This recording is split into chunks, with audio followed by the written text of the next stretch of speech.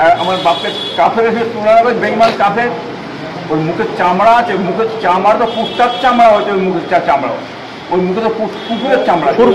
ওই যে চেয়ারে বসে আছে, চেয়ারে কাজ চেয়ার ভিক্ষা দিয়ে চেয়ার বসে, ও তো ভিক্ষা তুলে খেচ্ছে, তোলাবাজি করে খেচ্ছে, গুন্ডামি করে খেচ্ছে।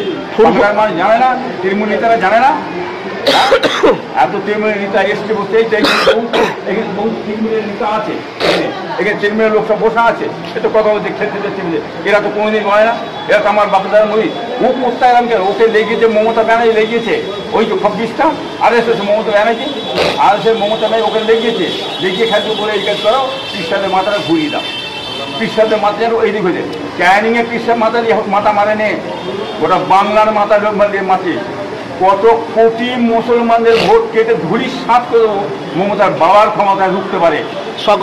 এবারে ইলেকশনে গোনাগুনি করুন দেখি। শকত মোল্লা বলতে পারে, শকত মোল্লা আর ফুরফুরা শুধু আসতে পারবে না, ও আসবে না রে, ফেলে দিয়ে এখানে জাতি ধর্ম বর্ণ নির্বিশেষে সমস্ত দলমত আমার কাছে আছে। ও টিএমসি লোক এসছে, বামপন্থী লোক এসছে, কংগ্রেসের লোক এসছে, ISF লোক এসছে, সব দলমত লোক আমার কে আসে না, সব আসতে পারে, কোনো ব্যাপার সে দরকার তাদের আসতে পারে। কিন্তু অন্যায়ভাবে তুমি ফুটপাত পিসাবে গাল দেবে, হ্যাঁ অন্যায়ভাবে পিসাবে গাল দেবে, বড় বড় কথাবার্তা বলবে, হ্যাঁ তাকে ছাড়া হবে না কোনো দিন। ক্যানিংয়ের মানুষ যদি ঠিক থাকে তারা তার জবাব দিয়ে দেবে।